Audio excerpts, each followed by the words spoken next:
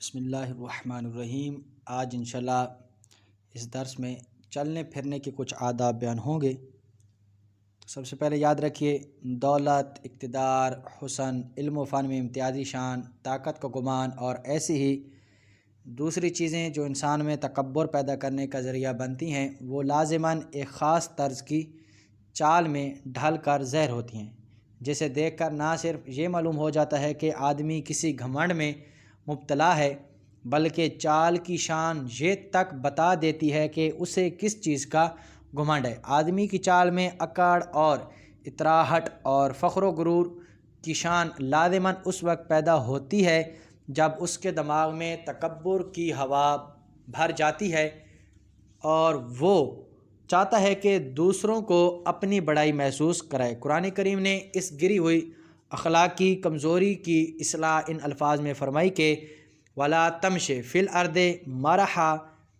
مقصود اس سے ہر طرح کے فخر و غرور اور تکبر کی روک تھام ہے کہ مسلمان جباروں اور متکبروں کی روش سے بچیں اور بجائے فخر و غرور کے جو جاہلیت اور جاہل قوموں کا شعار ہے، اپنے مزاج میں نرمی اور تواضع پیدا کریں، اور یہاں تک کہ چال ڈھال اور رفتار میں تواضع اور انکسار کا اثر ظاہر ہونے لگے۔ یہ ہدایت بھی انفرادی طرز عمل اور قومی رویے دونوں پر یکساں حاوی ہے۔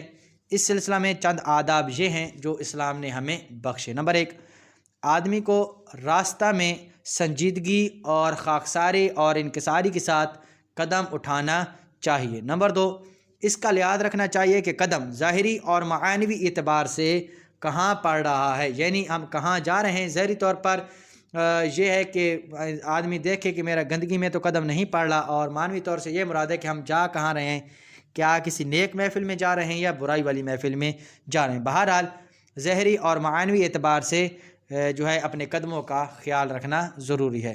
نمبر 3، عورتیں مردوں کے سامنے یا مرد عورتوں کے سامنے آ جائیں تو درمیان سے نہ گزریں، دائیں یا بائیں کا راستہ لیں۔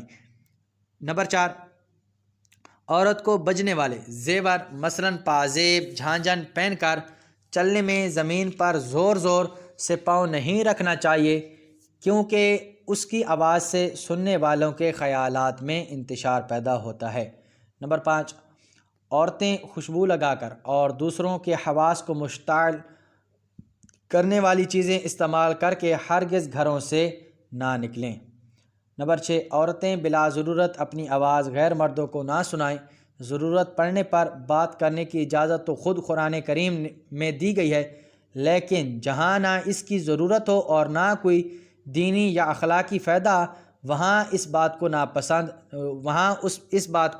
بات کو پسند نہیں کیا گیا کہ عورتوں کی آوازیں غیر مردوں کے کانوں سے ٹکرائیں۔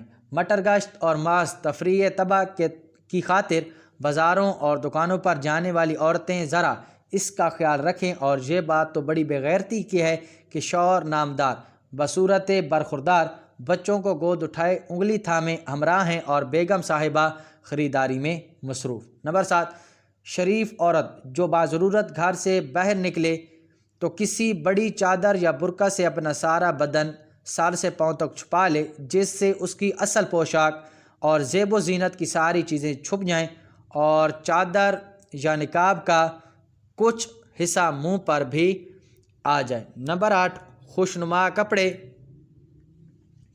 زیور اور سر، منہ، ہاتھ، پاؤں، آبرو، پلکوں اور آنکھوں کی مختلف آرائش و زائبائش جو بالعموم عورتیں کرتی ہیں اور جن کے لیے موجودہ زمانے میں میک اپ کا لفظ بولا جاتا ہے، جو یہ بناؤ سنگار ہرگز غیروں پر ظاہر نہ ہو۔ عورت اپنے منہ کو مسح اور سرمے اور سرخی پاؤڈر سے اور اپنے ہاتھوں کو انگوٹھی، چھلے اور چوڑیوں اور کنگن وغیرہ سے آراستہ رکھ کر لوگوں کے سامنے کھولے پھرے، جیسا کہ آج کل صاحبزادیوں میں دستور ہے۔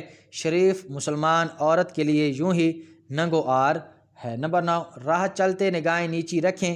جس طرح مردوں کو حکم ہے کہ وہ غیر عورتوں پر نظر نہ ڈالیں، یوں ہی عورتوں کو حکم ہے کہ وہ قصداً غیر مردوں کو نہ دیکھیں، نگاہ پڑ جائے تو فوراً ہٹا لیں، اگرچہ وہ مرد نابینا ہو۔ یہ کسی طرح بھی جائز نہیں کہ عورتیں اطمینان سے مردوں کو گھوریں اور ان کے حسن و جمال یا بدصورتی کو موضوع بحث بنا کر ان کی جسمانی ساخت کا جائزہ لیں۔ نمبر 10، عورتوں کو وسط راہ سے الگ ہو کر راستے کے کنارے سے چلنا چاہیے۔ بہرحال ہم سب کو ان چیزوں کا خصوصی طور پر خیال رکھنا چاہیے، کیونکہ یہ روزمرہ کے مسائل ہیں جو ہمیں ہر روز پیش آتے ہیں۔ ہر کسی نے باہر جانا ہوتا ہے، ہر کسی نے گھر آنا ہوتا ہے، تو اس لحاظ سے ہر انسان کو دین مصطفیٰ کے مطابق باہر چلنا بھی چاہیے، گھر میں رہنا بھی چاہیے۔ دعا ہے اللہ تعالی ہم سب کو عمل کرنے کی توفیق عطا فرمائے۔